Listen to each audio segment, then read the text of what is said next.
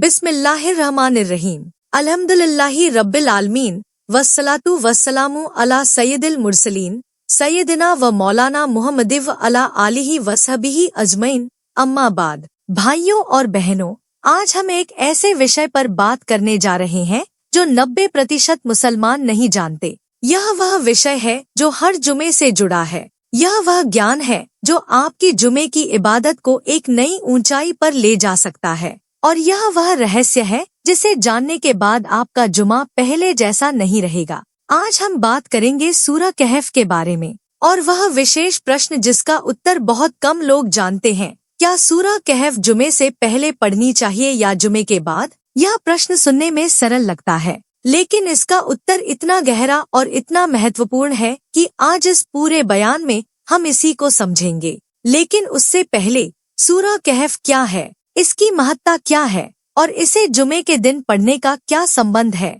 भाइयों, पवित्र कुरान की प्रत्येक सूरह अपने आप में एक अद्भुत संसार है। हर सूरह में अल्लाह का एक विशेष संदेश है, लेकिन कुछ सूरहें ऐसी हैं जिन्हें नबी करीम सल्लल्लाहु अलैहि वसल्लम ने विशेष अवसरों के लिए विशेष रूप से सुझाया है, और उन्हीं में से एक है सूरह कहफ। सूरह कहफ पवित्र कुरान की 18वीं सूरह है। इसमें 110 आयतें हैं। यह मक्का में नाजिल हुई और इसका नाम कहफ रखा गया, जिसका अर्थ है गुफा, इसलिए कि इस सूरह में उन नौजवानों की कहानी है जो अपने ईमान की रक्षा के लिए एक गुफा में चले गए थे। भाइयों, नबी करीम सल्लल्लाहु अलैहि वसल्लम ने सूरह कहफ के बारे में एक ऐसी हदीस फरमाई जो हर मुसलमान को याद होनी चाहिए। आप सल्लल्लाहु अलैहि वसल्लम ने फरमाया, जो व्यक्ति जुमे के दिन सूरह कहफ पढ़े, उसके और आने वाले जुमे के बीच के सभी दिनों में उसके लिए नूर यानी प्रकाश रहेगा।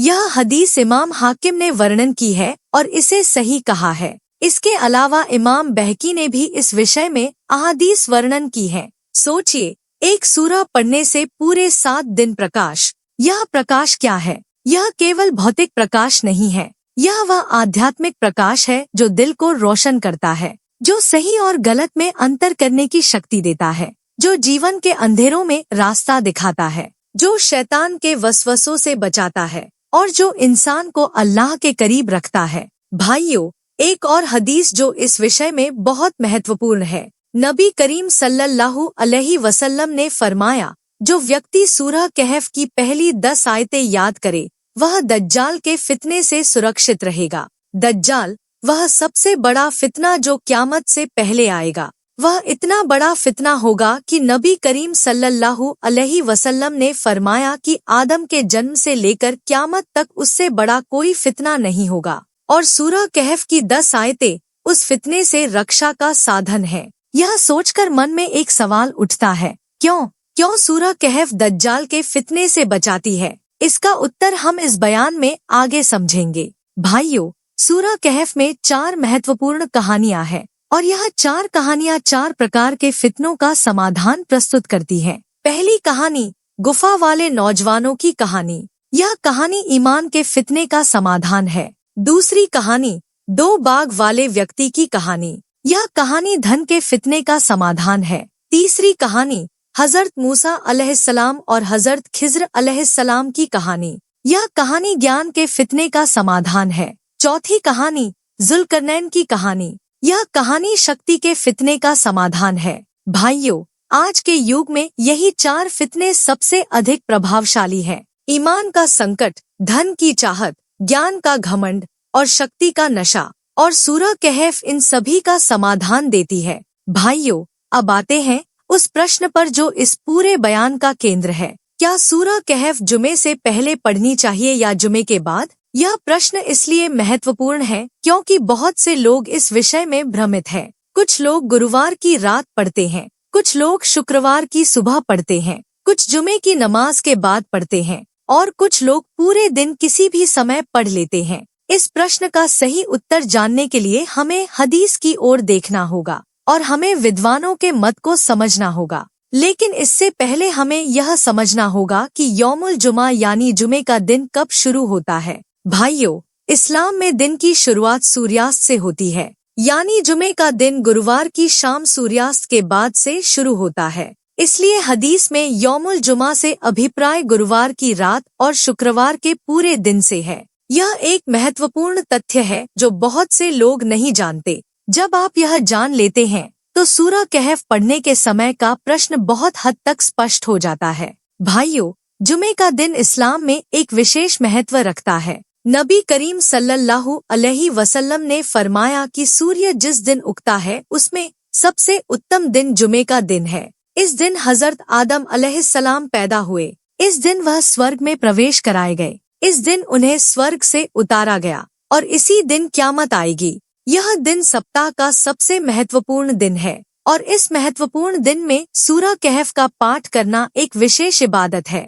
यह ऐसी इबादत है जिसका प्रतिफल पूरे 7 दिन का नूर है। भाइयों, इस पहले अध्याय में हमने सूरह कहफ की महत्ता, उसके आशीर्वाद और उसकी 4 महत्वपूर्ण कहानियों का परिचय पाया। हमने जाना कि यह सूरह जुमे के दिन से विशेष रूप से जुड़ी है और हमने वह केंद्रीय प्रश्न सामने रखा जिसका उत्तर इस पूरे बयान में दिया जाएगा। अगले अध्याय में हम गहराई से जानेंगे कि विद्वानों ने सूरह कहफ पढ़ने के समय के बारे में क्या कहा है। हम हदीसों की रोशनी में इस प्रश्न का उत्तर तलाशेंगे और हम उस रहस्य को खोलेंगे जो 90% लोग नहीं जानते। तो अगले अध्याय का इंतजार कीजिए क्योंकि असली ज्ञान अभी आना बाकी है। अल्हम्दुलिल्लाह, हम एक बार फिर उस अल्लाह का आभार व्यक्त करते हैं जिसने हमें इस पवित्र ज्ञान की सभा में एकत्र किया। पिछले अध्याय में हमने सूरह कहफ की महत्ता को समझा, उसके आशीर्वादों को जाना और वह केंद्रीय प्रश्न सामने रखा जिसका उत्तर 90% लोग नहीं जानते।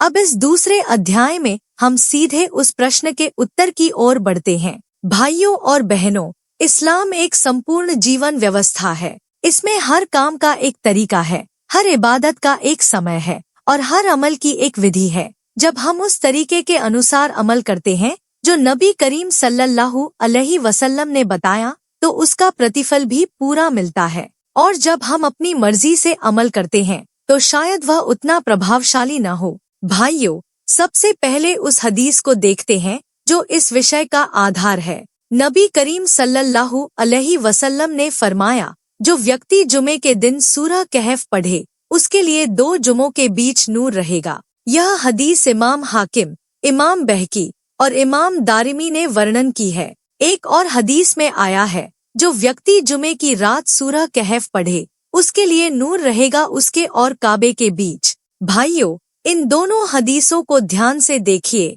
एक में यौमुल जुमा यानी जुमे का दिन कहा गया है और दूसरी में लैलतुल जुमा यानी जुमे की रात कहा गया है, और यही वह रहस्य छुपा है जो अधिकांश लोग नहीं जानते। भाइयों, अब उस महत्वपूर्ण तथ्य को समझते हैं जो हमने पिछले अध्याय में बताया था। इस्लाम में दिन की शुरुआत सूर्यास्त से होती है। इसका अर्थ यह है, जुमे की रात वह रात है जो गुरुवार की शाम सूर्यास्त के बाद शुरू होती है और शुक्रवार की सुबह सूर्योदय तक रहती है, और जुमे का दिन शुक्रवार की सुबह सूर्योदय से शुरू होकर शुक्रवार की शाम सूर्यास्त तक रहता है। तो मिलाकर देखें तो जुमे का समय गुरुवार की शाम सूर्यास्त से शुक्रवार की शाम सूर्यास्त तक है। यह पूरा 24 घंटे का समय जुमे का समय है और इस पूरे समय में कभी भी सूरह कहफ पढ़ी जा सकती है। भाइयों, विद्वानों ने इस विषय में क्या कहा है, आइए उन बड़े विद्वानों के मत को देखते हैं। इमाम नववी रहमतुल्लाह अलैह, जो शाफी विद्वान और हदीस के महान पारखी हैं, उन्होंने कहा है कि जुमे के दिन और जुमे की रात दोनों में सूरह कहफ पढ़ना सुन्नत है और जुमे की रात गुरुवार की शाम से शुरू होती है। इमाम शाफी रहमतुल्लाह अलैह ने भी यही मत व्यक्त किया है कि जुमे का दिन और जुमे की रात दोनों में इस सूरह का पाठ उचित है। इब्ने हजर अस्कलानी रहमतुल्लाह अलैह, जो बुखारी की सबसे प्रसिद्ध व्याख्या फतहुल बारी के लेखक हैं, उन्होंने कहा है कि हदीस में यौमुल जुमा से अभिप्राय उस पूरे समय से है जो गुरुवार की शाम से शुरू होकर शुक्रवार की शाम तक होता है। भाइयों, तो अब वह उत्तर स्पष्ट हो गया जिसे 90% लोग नहीं जानते। सूरह कहफ गुरुवार की शाम सूर्यास्त के बाद से लेकर शुक्रवार की शाम सूर्यास्त तक किसी भी समय पढ़ी जा सकती है। यानी गुरुवार की रात पढ़े तो सही, शुक्रवार की सुबह पढ़े तो सही, जुमे की नमाज से पहले पढ़े तो सही, जुमे की नमाज के बाद पढ़े तो सही, शुक्रवार की दोपहर पढ़े तो सही, शुक्रवार की शाम सूर्यास्त से पहले पढ़े तो सही। यह पूरा समय सूरह कहफ पढ़ने का समय है और इस पूरे समय में जब भी पढ़ी जाए उसका वह प्रतिफल मिलेगा जो हदीस में बताया गया है। भाइयों, लेकिन यहाँ एक और बात जानना जरूरी है। विद्वानों ने यह भी कहा है कि इस पूरे समय में से सबसे उत्तम समय कौन सा है। इमाम नववी रहमतुल्लाह अलैह ने कहा है कि सूरह कहफ जुमे की रात यानी गुरुवार की शाम पढ़ना अधिक उत्तम है, इसलिए कि जुमे की रात का प्रारंभ होते ही इस सूरह को पढ़ना उस विशेष समय के आशीर्वाद को पूरी तरह पाने का साधन है। इमाम शौकानी रहमतुल्लाह अलैह ने भी यही मत व्यक्त किया है, लेकिन साथ ही विद्वानों ने यह भी स्पष्ट किया है कि यदि गुरुवार की शाम न पढ़ सके तो शुक्रवार के किसी भी समय पढ़ना उचित और लाभकारी है। भाइयों, अब एक और महत्वपूर्ण प्रश्न, क्या शुक्रवार की शाम सूर्यास्त के बाद यानी शुक्रवार की रात सूरह कहफ पढ़ सकते हैं? इस पर विद्वानों ने कहा है कि शुक्रवार की शाम सूर्यास्त के बाद जुमे का समय समाप्त हो जाता है, इसलिए उस समय के बाद सूरह कहफ पढ़ने पर वह विशेष प्रतिफल नहीं मिलेगा जो हदीस में बताया गया है। हाँ, वैसे तो पवित्र कुरान की तिलावत हमेशा सवाब का काम है, लेकिन जुमे के दिन वाला विशेष प्रतिफल केवल उसी समय में पढ़ने पर मिलता है। भाइयों, अब उस व्यावहारिक प्रश्न पर आते हैं जो बहुत से लोगों के मन में होता है। बहुत से लोग काम पर जाते हैं, बहुत सी महिलाएं घर के कामों में व्यस्त रहती हैं, बहुत से छात्र पढ़ाई में लगे रहते हैं। उनके लिए सबसे उचित समय कौन सा है? इसका व्यावहारिक उत्तर यह है, सबसे उत्तम गुरुवार की रात नमाज के बाद, दूसरा उत्तम शुक्रवार की सुबह फजर के बाद, तीसरा उत्तम जुमे की नमाज से पहले, चौथा उत्तम जुमे की नमाज के बाद, अंतिम अवसर शुक्रवार की शाम सूर्यास्त से पहले। इन पांचों में से जो भी समय आपके लिए संभव हो उसमें सूरह कहफ पढ़े, अल्लाह की दया से आशीर्वाद मिलेगा। भाइयों, एक और बहुत जरूरी बात, बहुत से लोग यह सोचते हैं कि सूरह कहफ पूरी पढ़नी चाहिए या पहली और आखिरी 10 आयतें पर्याप्त हैं। हदीस में दोनों का उल्लेख है। एक हदीस में पूरी सूरह पढ़ने का वर्णन है और दूसरी हदीस में पहली 10 आयतों का उल्लेख है। विद्वानों ने कहा है, सबसे उत्तम पूरी सूरह पढ़ना। यदि पूरी न पढ़ सकें तो पहली 10 आयतें या आखिरी 10 आयतें पढ़ना भी लाभकारी है। नबी करीम सल्लल्लाहु अलैहि वसल्लम ने दोनों का उल्लेख किया है। भाइयों, अब यह भी समझ लेते हैं कि सूरह कहफ पढ़ने का सही तरीका क्या है। पहली बात, पवित्रता के साथ पढ़े, वुजू करके पढ़े। दूसरी बात, पूरे ध्यान और एकाग्रता के साथ पढ़े। तीसरी बात, अर्थ समझते हुए पढ़े। यदि अरबी नहीं जानते तो हिंदी अनुवाद के साथ पढ़े। चौथी बात, धीरे धीरे ठहर ठहर कर पढ़े। पांचवी बात, पढ़ने के बाद दुआ करें। यह वह समय है जब दुआएं सबसे अधिक स्वीकार होती हैं। भाइयों, एक ऐसी बात जो बहुत लोग नहीं जानते, सूरह कहफ की पहली 10 आयतें याद करना दज्जाल के फितने से रक्षा का साधन है। यह हदीस में स्पष्ट रूप से आया है। आज के युग में जब हर ओर से फितने घेरे हुए हैं, जब झूठ और सत्य में अंतर करना मुश्किल हो गया है, जब हर ओर भ्रम फैलाया जा रहा है, तब यह 10 आयतें एक ढाल हैं। भाइयों, इस दूसरे अध्याय में हमने वह उत्तर पाया जो 90% लोग नहीं जानते। हमने जाना कि सूरह कहफ गुरुवार की शाम से लेकर शुक्रवार की शाम तक किसी भी समय पढ़ी जा सकती है। हमने विद्वानों के मत को समझा और हमने व्यावहारिक समय सारिणी भी जानी। अगले अध्याय में हम सूरह कहफ की उन 4 महत्वपूर्ण कहानियों में गहरे उतरेंगे जो इस सूरह को इतना असाधारण बनाती हैं। हम जानेंगे कि इन कहानियों में हमारे लिए क्या संदेश है और यह आज के युग में कितनी प्रासंगिक है। अल्हम्दुलिल्लाह। भाइयों और बहनों, पिछले 2 अध्यायों में हमने सूरह कहफ की महत्ता, उसके विशेष आशीर्वाद और उसे पढ़ने के सही समय को समझा। अब इस तीसरे अध्याय में हम उस सूरह के भीतर गहरे उतरेंगे। हम उन 4 महत्वपूर्ण कहानियों को समझेंगे जो इस सूरह को पवित्र कुरान की सबसे अद्भुत सूरों में से एक बनाती हैं। भाइयों, अल्लाह ने पवित्र कुरान में कहानियाँ केवल मनोरंजन के लिए नहीं बताई हैं। हर कहानी में एक गहरा संदेश है, हर घटना में एक सीख है और सूरह कहफ की 4 कहानियाँ आज के युग में उतनी ही प्रासंगिक हैं जितनी वह उस समय थी जब यह सूरह नाजिल हुई। पहली कहानी, गुफा के नौजवान, ईमान का फितना। भाइयों, यह वह कहानी है जिसके नाम पर इस सूरह का नाम रखा गया। एक समय की बात है जब एक ऐसे समाज में कुछ नौजवान रहते थे जहाँ शिर्क और मूर्ति पूजा का बोलबाला था। उस समाज का शासक भी मूर्ति पूजा करता था और जो इस व्यवस्था के विरुद्ध जाता उसे कठोर दंड दिया जाता था। इन नौजवानों के दिलों में अल्लाह का सच्चा ईमान था। वह जानते थे कि जो कुछ उनके आसपास हो रहा है वह गलत है, लेकिन इस सत्य को मानने की कीमत बहुत बड़ी थी।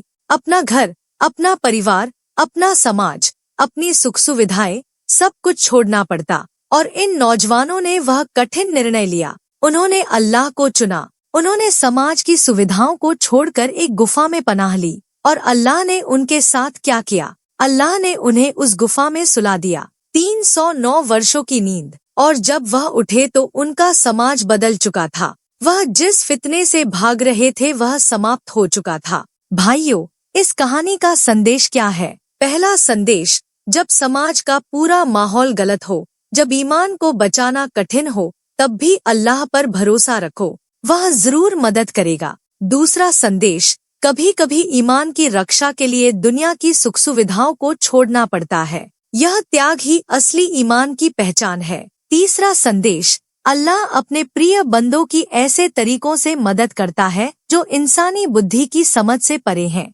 आज के युग में ईमान का फितना सबसे बड़ा फितना है। आज भी नौजवानों के ईमान पर हमले हो रहे हैं। सोशल मीडिया, पश्चिमी संस्कृति, भौतिकवाद, यह सब उन्हीं औजारों की तरह हैं जो ईमान को कमजोर करते हैं। और गुफा वाले नौजवानों की कहानी हमें बताती है, ईमान को बचाओ, चाहे कोई भी कीमत चुकानी पड़े। दूसरी कहानी, 2 बागों वाला व्यक्ति, धन का फितना। भाइयों, यह वह कहानी है जो हर उस व्यक्ति के लिए है जो अपनी दौलत और संपत्ति पर घमंड करता है। उस व्यक्ति के पास 2 सुंदर बाग थे, हरे भरे, फलों से लदे, नहरों से सिंचित। वह एक धनी और समृद्ध व्यक्ति था, लेकिन धन ने उसके दिल में एक बीमारी पैदा कर दी, घमंड। उसने अपने एक गरीब मित्र को अपने बाग दिखाए और कहा, देखो मेरी संपत्ति को, देखो मेरी दौलत को। और उसने यह भी कहा कि मुझे नहीं लगता कि यह कभी समाप्त होगा।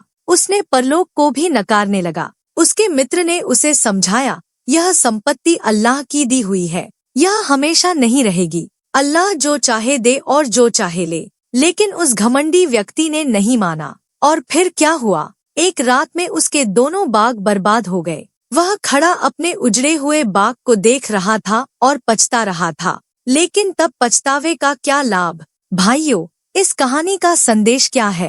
पहला संदेश, धन अल्लाह की अमानत है, इस पर घमंड नहीं करना चाहिए। दूसरा संदेश, दुनिया की दौलत क्षणिक है, यह किसी भी पल छिन सकती है। तीसरा संदेश, जब अल्लाह की नेमत मिले तो माशा अल्लाह, ला कुव्वता इल्ला बिल्लाह कहना चाहिए। यह वह वाक्य है जो इस कहानी में आया है, और यह वह ढाल है जो दौलत से उत्पन्न होने वाले घमंड से बचाती है। आज के युग में धन का फितना सबसे बड़ा फितना है। लोग दौलत के पीछे दौड़ रहे हैं, रात दिन परिश्रम कर रहे हैं, और जब दौलत मिलती है तो घमंड आ जाता है, अल्लाह भूल जाता है, परलोक भूल जाता है। यह कहानी उन सब के लिए एक चेतावनी है। तीसरी कहानी, हजरत मूसा और हजरत खिज्र, ज्ञान का फितना। भाइयों, यह सूरह कहफ की सबसे लंबी और सबसे अद्भुत कहानी है। हजरत मूसा अलैहिस्सलाम, जो अल्लाह के नबी हैं, जिन्हें कलीमुल्लाह यानी अल्लाह से सीधे बात करने वाला कहा जाता है,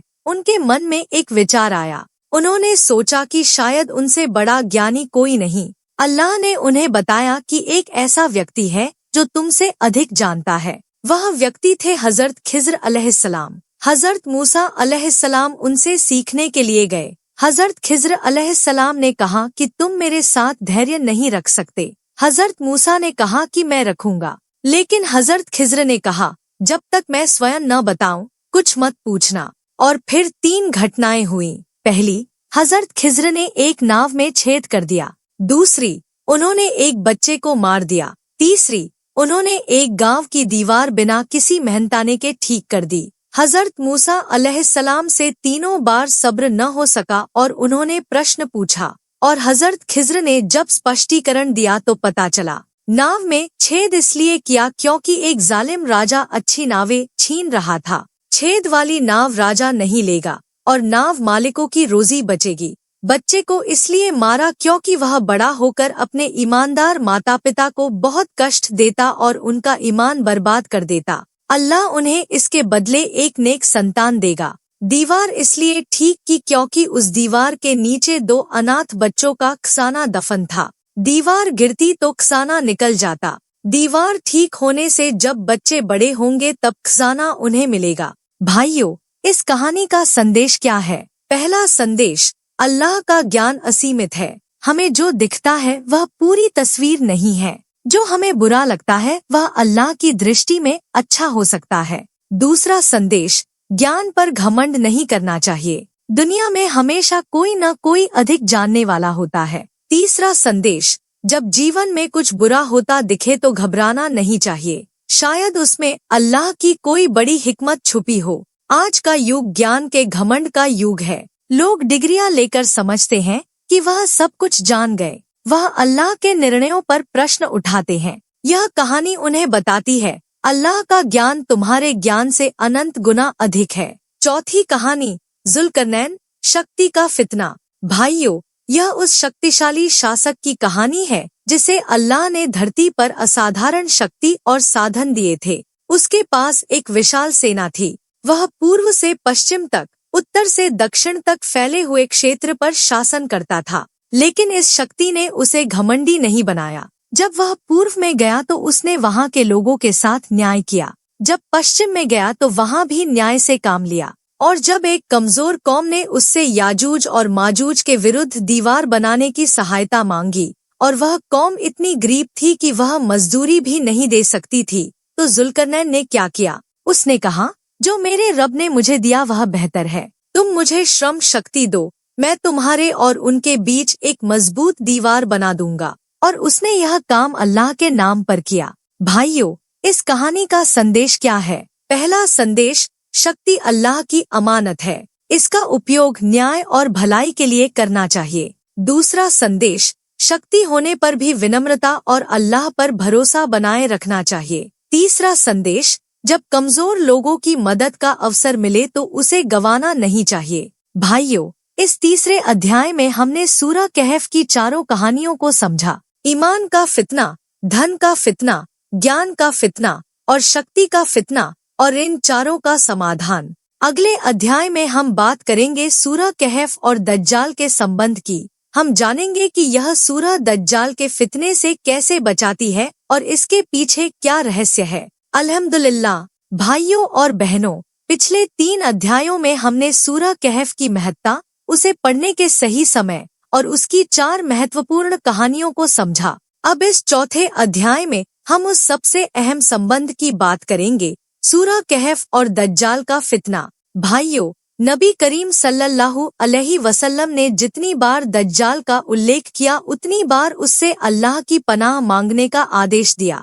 हर नमाज के आखिरी तशहुद में दज्जाल के फितने से पनाह मांगना सुन्नत है। यह इस बात का प्रमाण है कि यह फितना कितना भयंकर होगा। भाइयों, दज्जाल कौन है और उसका फितना क्या होगा? नबी करीम सल्लल्लाहु अलैहि वसल्लम ने दज्जाल के बारे में बहुत विस्तार से बताया है। दज्जाल एक ऐसा व्यक्ति होगा जो आदम के जन्म से क़यामत तक का सबसे बड़ा फितना होगा। वह झूठा मसीह होगा। वह ईश्वर होने का दावा करेगा। उसके पास असाधारण शक्तियाँ होंगी। वह मुर्दों को जीवित कर दिखाएगा। वह बारिश बरसाएगा। वह धरती से खजाने निकालेगा। और उसका सबसे बड़ा हथियार होगा धोखा। वह जो दिखाएगा वह वास्तविकता नहीं होगा। जो सच लगेगा वह झूठ होगा। जो झूठ लगेगा वह सच होगा। भाइयों, अब वह प्रश्न जो हर जहन में उठता है, सूरह कहफ दज्जाल से कैसे बचाती है? इसका उत्तर सूरह कहफ की चारों कहानियों में छुपा है। पहली कहानी और दज्जाल का संबंध। गुफा वाले नौजवानों ने अपने ईमान की रक्षा के लिए सब कुछ छोड़ दिया। दज्जाल का सबसे बड़ा हमला ईमान पर होगा। वह ईमान को कमजोर करने की कोशिश करेगा। जो व्यक्ति उन नौजवानों की तरह ईमान को सबसे ऊपर रखना सीख जाए, वह दज्जाल के इस हमले से बचा रहेगा। दूसरी कहानी और दज्जाल का संबंध। 2 बागों वाले की कहानी धन के फितने से बचाती है। दज्जाल के साथ पहाड़ जितना माल होगा, वह लोगों को धन का लालच देगा। जो व्यक्ति दुनिया की दौलत से बेपरवाह हो, जो समझे कि असली संपत्ति तो परलोक में है, वह दज्जाल के इस जाल में नहीं फंसेगा। तीसरी कहानी और दज्जाल का संबंध। हजरत मूसा और हजरत खिज्र की कहानी बताती है कि जो दिखता है वह हमेशा सच नहीं होता। अल्लाह का ज्ञान असीमित है। दज्जाल लोगों को दिखाएगा कि वह चमत्कार कर रहा है। जो व्यक्ति यह समझे कि असली ज्ञान अल्लाह के पास है और जो दिख रहा है वह भ्रम हो सकता है, वह धोखे में नहीं आएगा। चौथी कहानी और दज्जाल का संबंध। जुल्करनैन की कहानी बताती है कि शक्ति का उपयोग न्याय के लिए होना चाहिए। दज्जाल की सबसे बड़ी शक्ति उसकी भौतिक शक्ति होगी। जो व्यक्ति यह समझे कि असली शक्ति अल्लाह की है और भौतिक शक्ति कुछ नहीं, वह दज्जाल की शक्ति से भयभीत नहीं होगा। भाइयों, इस बात को और गहराई से समझने के लिए एक बात और जाननी जरूरी है। दज्जाल के फितने का मूल तत्व है झूठी चमकदमक। वह ऐसी चीजें दिखाएगा जो असली लगेंगी लेकिन होंगी नहीं। वह जन्नत दिखाएगा जो दरअसल नरक होगी। वह नरक दिखाएगा जो दरअसल जन्नत होगी। और यही वह चुनौती है जिसके लिए सूरह कहफ तैयार करती है। जब कोई व्यक्ति सूरह कहफ को नियमित रूप से पढ़ता है और उसकी कहानियों से सीखता है, तो उसकी वास्तविकता को पहचानने की शक्ति बढ़ती है। उसका ईमान इतना मजबूत हो जाता है कि झूठी चमकदमक उसे प्रभावित नहीं कर सकती। भाइयों, एक और बहुत महत्वपूर्ण बात। नबी करीम सल्लल्लाहु अलैहि वसल्लम ने फरमाया कि जब दज्जाल आए तो उससे दूर भागो, और यदि कोई उससे मिले तो उसे सूरह कहफ की पहली आयतें पढ़नी चाहिए। यह हदीस इस बात का प्रमाण है कि सूरह कहफ और दज्जाल के बीच एक विशेष संबंध है। यह सूरह एक ऐसी ढाल है जो दज्जाल के सबसे बड़े हथियार भ्रम और धोखे से रक्षा करती है। भाइयों, अब एक और पहलू पर ध्यान देते हैं। दज्जाल अभी नहीं आया है, लेकिन उसके आने से पहले के फितने पहले से ही आ चुके हैं। आज के युग में जो फितने हैं वह भी उसी प्रकार के हैं जैसे दज्जाल के होंगे। सोशल मीडिया पर झूठी खबरें, यह भ्रम का फितना है। भौतिकवाद, यह धन के फितने का प्रारंभिक रूप है। नास्तिकता और संदेहवाद, यह ईमान के फितने का एक रूप है। और शक्ति का दुरुपयोग, यह शक्ति के फितने का एक रूप है। सूरह कहफ आज भी उतनी ही प्रासंगिक है जितनी वह दज्जाल के समय होगी। जो व्यक्ति आज सूरह कहफ को नियमित रूप से पढ़ता है और उसके संदेश को समझता है, वह आज के फितनों से भी सुरक्षित रहता है। भाइयों, सूरह कहफ की पहली 10 आयतों में एक विशेष दुआ और विशेष संदेश है। इन 10 आयतों में अल्लाह ने पवित्र कुरान की प्रशंसा की है, फिर उन लोगों की बात की जो कुरान को झुठलाते हैं, और फिर उन ईमान वालों को खुशखबरी दी जो नेक काम करते हैं। यह 10 आयतें याद करना, जैसा कि हदीस में आया है, दज्जाल के फितने से रक्षा का साधन है, क्योंकि इन आयतों में वह बुनियादी ईमान है जो दज्जाल के भ्रम से बचाता है। भाइयों, इस चौथे अध्याय में हमने सूरह कहफ और दज्जाल के फितने के बीच के गहरे संबंध को समझा। हमने जाना कि यह सूरह की चारों कहानियां दज्जाल के 4 प्रकार के हमलों से रक्षा करती हैं, और हमने यह भी समझा कि यह फितने आज के युग में भी किसी न किसी रूप में मौजूद हैं। अगले और अंतिम अध्याय में हम इस पूरे बयान का सार प्रस्तुत करेंगे। हम जानेंगे कि सूरह कहफ को अपने जीवन का हिस्सा कैसे बनाएं, और हम उस अंतिम संदेश की बात करेंगे जो यह सूरह हम सबको देती है। अल्हम्दुलिल्लाह।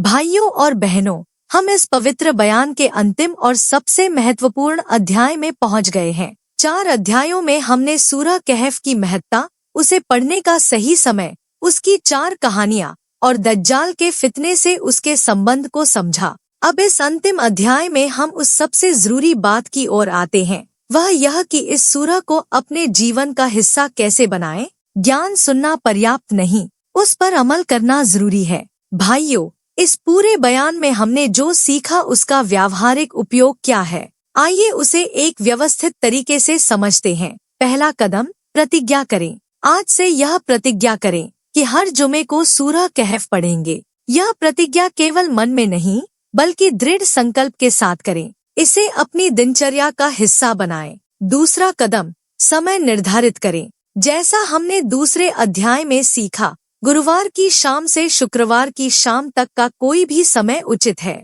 लेकिन एक निश्चित समय चुनें। यदि गुरुवार की रात नमाज के बाद का समय चुने तो यह सबसे उत्तम है। तीसरा कदम, पढ़ने का स्थान निर्धारित करें। एक शांत स्थान चुनें जहां बैठकर पूरी एकाग्रता के साथ पढ़ सकें। मोबाइल बंद करें, सारे विक्षेप हटाएं और अल्लाह की उपस्थिति का भाव मन में लाएं। भाइयों, सूरह कहफ को प्रभावशाली तरीके से पढ़ने के लिए कुछ महत्वपूर्ण बातें। पहली बात, अर्थ समझते हुए पढ़ें। जब आप सूरह कहफ पढ़ें और गुफा वाले नौजवानों की कहानी आए तो एक पल रुककर सोचें, क्या मेरे जीवन में भी कोई ऐसी परिस्थिति है जहां मुझे ईमान के लिए कुछ त्याग करना पड़ रहा है। जब दो बागों वाले की कहानी आए तो सोचें, क्या मैं भी अल्लाह की दी हुई नेमतों पर घमंड करता हूँ। जब हजरत मूसा और हजरत खिज्र की कहानी आए तो सोचें, क्या मैं अल्लाह के निर्णयों पर प्रश्न उठाता हूँ। और जब जुल्करनैन की कहानी आए तो सोचें,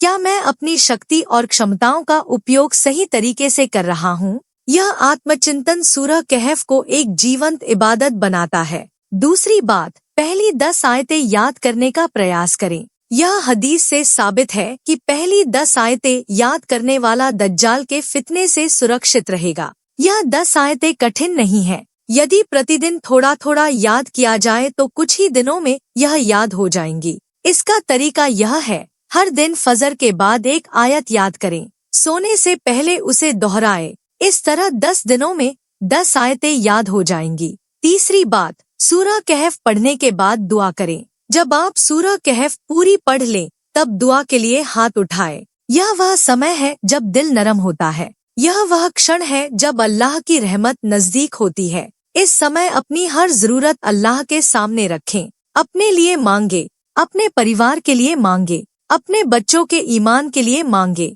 इस उम्मत की एकता के लिए मांगे और यह भी मांगे कि अल्लाह हमें सूरह कहफ के संदेश को समझने और उस पर अमल करने की शक्ति दे। भाइयों, सूरह कहफ को जीवन का हिस्सा बनाने का एक और तरीका है इसे परिवार के साथ पढ़ना। जब पूरा परिवार एक साथ बैठकर सूरह कहफ पढ़े, जब बच्चे इसकी कहानियां सुने, जब घर में इसकी आयतें गूंजे, तो वह घर अल्लाह की विशेष रहमत का पात्र बन जाता है। बच्चों को गुफा वाले नौजवानों की कहानी सुनाएं। उन्हें बताएं कि ईमान की कीमत क्या होती है। उन्हें 2 बागों वाले की कहानी सुनाएं और बताएं कि दौलत पर घमंड नहीं करना चाहिए। हजरत मूसा और हजरत खिज्र की कहानी से उन्हें बताएं कि अल्लाह सब कुछ जानता है और जुल्करनैन की कहानी से उन्हें सिखाएं कि शक्ति का उपयोग नेकी के लिए होना चाहिए। यह वह इस्लामी शिक्षा है जो स्कूल में नहीं मिलती, यह घर में मिलती है और इसकी जिम्मेदारी माता पिता की है।